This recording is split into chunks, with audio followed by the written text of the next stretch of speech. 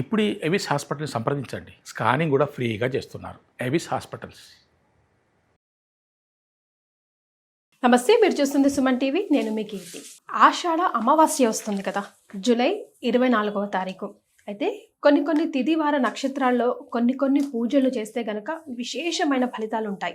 అవి ఏంటి, ముఖ్యంగా ఈ రోజు ఎలాంటి పూజలు చేయాలి, ఏం చేస్తే ఎలాంటి ఫలితం వస్తుంది, ఇలాంటి విషయాలు మనకు తెలియజేయడానికి ప్రముఖ ఆస్ట్రాలజర్ బ్రహ్మశ్రీ నందిబట్ల శ్రీహరి శర్మ గురుగారు ఉన్నారు. నమస్తే గురుగారు.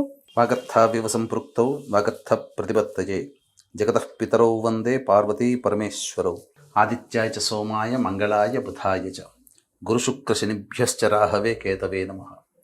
శృంగేరి జగద్గురు పీఠాధిపతులకి, కంచిపీఠాధిపతులకి నమస్కారములు తెలియజేసుకుంటూ కార్యక్రమాన్ని ప్రారంభిద్దాం. గురుగారు, జూలై 24వ తారీఖు ఆషాఢ అమావాస్య వస్తుంది. చాలా విశేషమైన రోజుగా చెప్తా ఉన్నారు. మరి ఈ రోజు మనమంతా ఎలా సద్వినియోగం చేసుకోవాలో వివరిస్తారా? ఈ ఆషాఢ మాసం చాలా విశిష్టత కలిగినటువంటి అమావాస్యగా చెప్పవచ్చు. గురుగారు, కారణం ఏంటంటే గురువారం రోజు 24వ తారీఖు గురువారం పునర్వసు నక్షత్రం ఉంది. తదనంతరం అంటే సాయంత్రం 6:36 ఆ తర్వాత పుష్యమి నక్షత్రం వచ్చేస్తుంది. అంటే రెండు విశిష్టమైనటువంటి నక్షత్రాల కలయికతో ఈ అమావాస్య వస్తుంది. అందుకే విశేషమా గురుగారు? అంటే ప్రతి అమావాస్యకి ప్రతి పౌర్ణమికి ఇలాగే చెప్తారు అని అంటూ ఉంటారు కదా కొంతమంది. వేదమ్మ దానికి చాలా ప్రత్యేకమైనటువంటిది ఉంది. ఎందుకనంటే ఈ ఆషాఢ అమావాస్య ఏంటనంటే దక్షిణాయనం ఆల్రెడీ ప్రారంభమైపోయింది. 16వ తారీఖు నుంచి 17వ తారీఖు నుంచి దక్షిణాయనం ప్రారంభమవుతుంది. దక్షిణాయనం ప్రారంభమైనటువంటి మొట్టమొదటి అమావాస్య ఇది. ఉత్తరాయణంలో ఉండేటువంటి అమావాస్యకి దక్షిణాయనంలో ఉండే అమావాస్యకి చాలా విశేషం. ఉత్తరాయణంలో ఉండే అమావాస్యకి సంబంధించి పితృ కార్యక్రమాలు గనక చేస్తే వాళ్ళు సూర్యలోకాన్ని, పితృదేవతలు సూర్యలోకాన్ని పొందుతారని చెబుతారు. దక్షిణాయన సమయంలో గనక ఉన్న అమావాస్య రోజుల్లో పితృ కార్యక్రమాలు చేస్తే చంద్రలోకంలో పితృదేవతలు స్థిరపడతారు అని చెప్పి మనకు శాస్త్రం. కాబట్టి ఇక్కడ ఈ రెండింటికి వ్యత్యాసం ఏంటో గురుగారు? అంటే చంద్రలోకానికి సూర్యలోకానికి ఉన్న వ్యత్యాసం ఏంటి, ఏది విశేషం అని? ఏదైనా మంచిదేనమ్మా. మొత్తం కూడా సూర్యచంద్రుల యొక్క ప్రభావమే ఈ విశ్వం అంతా కూడా వ్యాపించి ఉంది. కాబట్టి అమావాస్య అంటే చాలా మంది గుర్తుకొచ్చేది పితృ కార్యక్రమాలు. కాబట్టి ఖచ్చితంగా పిండ ప్రధాన కార్యక్రమం, తర్వాత తిరలతో తర్పణాది కార్యక్రమాలు విధిగా ప్రతి మానవుడు చేయాలి. పిండ ప్రదానం చేయలేకపోయినా పితృ తర్పణాలైనా కానీ మధ్యాహ్న సమయంలో చేయాలి. మాకు ఆచారం లేదండి, మేము ఎప్పుడు పడితే అప్పుడు చేయలేమండి, ఆచారంతో కూడుకున్న వ్యవహారమేనా ఇది, లేకపోతే చేసుకోవచ్చా? ఇది ఆచారము కాదు, వ్యవహారము కాదు, సాంప్రదాయము కాదు, విధిగా చేయాల్సినటువంటి విధి అని అంటారు. అమావాస్య రోజున ఖచ్చితంగా మస్ట్ అండ్ షుడ్ పితృదేవతని చేయాల్సిందే. పితృ కార్యక్రమాలు, తర్పణాది కార్యక్రమాలు చేయవలసిందే. కనీసం అన్నదానం చేయాల్సిందే. దానాది కార్యక్రమాలు లోటు లేకుండా అమావాస్య రోజున చేస్తే అది అమావాస్య తిథి పితృదేవతలకి సంబంధించిన తిథి కాబట్టి వాళ్ళ కుటుంబంలో మరణించినటువంటి పితృదేవతలకి వెళుతుంది. పితృదేవతలు అంటే తండ్రే కాదు, తండ్రి, తాత, ముత్తాత, అమ్మమ్మ, నాయనమ్మ, వీళ్ళందరూ కూడా సహోదరులు, చనిపోయిన ప్రతి వ్యక్తి పితృలోకంలోనే స్థిరపడతారు. కాబట్టి ఎవరు పేరున స్మరించి వారి పేరు మీదుగా అన్నదానము, వస్త్రదానము ఇలా చేస్తూ ఉంటారు కదా. ఆ చనిపోయిన వాళ్ళు ఎక్కడో ఒక చోట జన్మిస్తారు కదా, వాళ్ళకి అన్నపానాదులకి లోటు లేకుండా ఉంటుంది. ఇప్పుడు వస్త్రదానం చేస్తే మా ఇంట్లో జన్మించిన వ్యక్తి మరణించినటువంటి సందర్భంలో తదనంతరం ఏదో ఒక జంతువుగానో పుట్టారనుకుందాం. ఆ జంతువుకి చలి వేసే సమయంలో ఏదో ఒక వస్త్రం కప్పబడి ఉంటుంది. ఇప్పుడు ఎంతమంది కుటుంబంలో ఇళ్ళలో కుక్కలని, పిల్లులని చాలా ప్రేమగా వాళ్ళకి షర్ట్లు కుట్టించి, ప్యాంట్లు కుట్టించి హాస్పిటల్ ఉన్నాయి. ఇప్పుడు గోశాలలు, మేకలు, వీళ్ళకందరికీ కూడా వసతులు ఏర్పాటు చేశారు కదా. అంటే ఆ జంతువు రూపంలో జన్మించిన జీవి గతంలో ఎక్కడో మానవ రూపంలో జన్మించింది. ఆ వంశంలోని వాళ్ళు పితృ కార్యక్రమాలు చేయడం వల్ల ఈ యొక్క జంతు రూపాన్ని లేదా ఏ ప్రాణి రూపం పొందుతుందో ఆ ప్రాణికి అన్నపానాదులు లోటు లేకుండా ఉంటుంది. అంటే పితృలోకాన్ని ఎలా మనం డిసైడ్ చేసుకుంటామనంటే, ఎలా మనం పరిగణిస్తాం కాలాన్ని, మనకు 6 నెలలు ఈజ్ ఈక్వల్ టు వాళ్ళకు ఒక పగలు, 6 నెలలు ఈజ్ ఈక్వల్ టు ఒక రాత్రి, సంవత్సరం మనకు ఒకటి, వాళ్ళకు ఒక రోజు. అందుకని సంవత్సరంలో ఒక రోజు పెట్టడం వల్ల వాళ్ళకి ఈ పరంపర కంటిన్యూటీ ప్రాసెస్ ప్రతి తరంలో జరుగుతుండడం వల్ల ఎంతమంది గతించిన పూర్వీకులు ఎక్కడ జన్మించినా వాళ్ళకి అన్నపానాదులు లోటు లేకుండా ఉండడం, మరి వాళ్ళు కష్టపడి సంపాదించిన ఆస్తిని అనుభవిస్తూ వాళ్ళు ఎక్కడో ఒకడ జన్మించారు, వాళ్ళకి ఆ జంతు రూపంలో ఉన్నా ఏ ప్రాణి రూపంలో ఉన్నా వాళ్ళకి చెందాలి కదా. అందుకనే సంవత్సరంలో ఒక్కసారి చేయండి అయ్యా, లేదా అమావాస్య రోజున తర్పణ ఆకలి దప్పులు తీరుతాయి. ఇప్పుడు మీరు కానీ మనకు రిజల్ట్ కూడా కనిపిస్తుంది కదా గురుగారు, ఖచ్చితంగా కంటిన్యూస్ గా ఒక 3 సార్లు చేసినా కూడా. నేను చెప్తున్నాను, ఒక వ్యక్తి సందర్భంలో చెప్తున్నాను, మన పితృదోషాలకు సంబంధించినటువంటి కార్యక్రమం. ఎందుకంటే ప్రతి నెల తండ్రి వైపు 6 తరాలు, తల్లి వైపు 3 తరాలు దుర్మరణం పాలైన వ్యక్తుల ఆత్మశాంతి కోసం, వాళ్ళ కుటుంబంలో మంచి జరగడం కోసం, సమస్యలు తీరడం కోసం, కుటుంబ పరిస్థితులు మారడం కోసం ప్రతి నెల మన పీఠం ఆధ్వర్యంలో పితృ కార్యక్రమాలు చేయిస్తున్నాం. మన ఆశ్రమం కర్ణాటకలోనే ఉంది కాబట్టి ఇక్కడ గమనించాల్సింది ఏంటంటే, ఆ పితృదోషం సంబంధించినటువంటి వీడియోలో కింద ఒక వ్యక్తి కామెంట్ రాశాడు, ఇది నిజము, గురువు గారు చెప్తుందంతా కూడా నిజమే.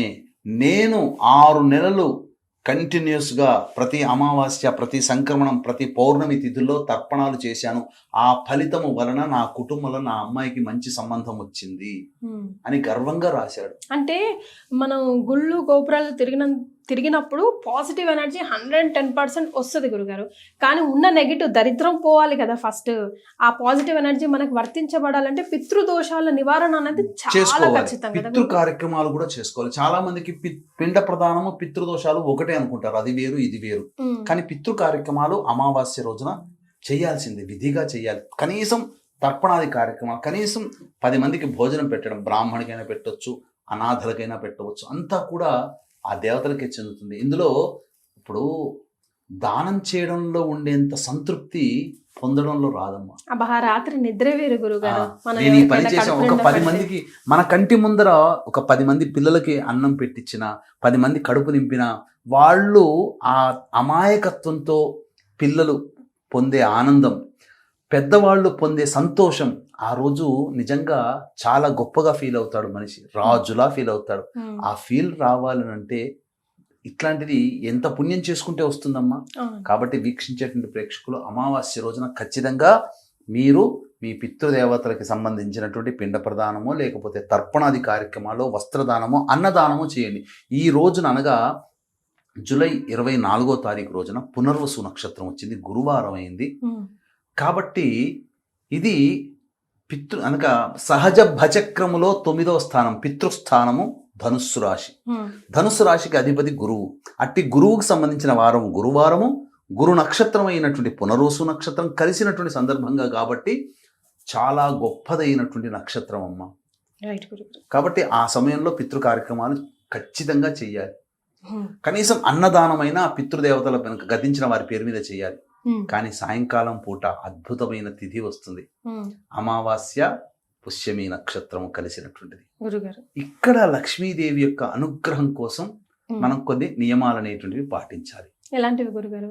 కాబట్టి లక్ష్మీదేవి యొక్క అనుగ్రహం కావాలనుకున్నటువంటి ప్రతి వాళ్ళు ధన సమస్యలు తీరాలి, అలాగే ఏ సమస్య అయినా కానీ తీరాలనుకునే వాళ్ళు సాయంకాలం సూర్యాస్తమయం అయిపోగానే ప్రదోషకాల సమయంలో చక్కగా ఒక రాగి చెంబులో నీరు తీసుకొని అందులో సుగంధ ద్రవ్యాలు అంటే యాలకులు, ఇవన్నీ కూడా జాజికాయ, జాపత్రి, లవంగాలు, యాలకులు, పచ్చకర్పూరం అన్ని వేసి చక్కగా 2-3 పుష్పాలు ఆ రాగి చెంబులో పెట్టి చక్కగా 2 తమలపాకుల మీద 2 రాగి చెంబులు కనుక, లేదా ఒక రాగి చెంబు అయినా కానీ ఇంటికి సింహద్వారం ఇరువైపులా పెట్టి, లేదా ఒక వైపునైనా కానీ పెట్టినట్లయితే లక్ష్మీదేవి చక్కగా ఇంట్లోకి ప్రవేశిస్తుంది. చాలా సింపుల్ రెమెడీ. Simple remedy. అంతేకాకుండా ఈ ప్రదోష కాలం అయిపోయిన తర్వాత చక్కగా, అంటే ప్రదోష కాలం కంటే ముందే చక్కగా ఇల్లంతా కూడా శుభ్రపరచుకొని చక్కగా ఇంట్లో ఆవు నెయ్యితో కానీ నువ్వుల నూనెతో కానీ దీపారాధన చేసి లక్ష్మీ సహస్రనామ పారాయణం ఆ సమయంలో చేయాలి. అంతేకాకుండా కొన్ని విశేషమైనటువంటి కార్యక్రమాలు కూడా చేయాలమ్మా, చెప్తాను.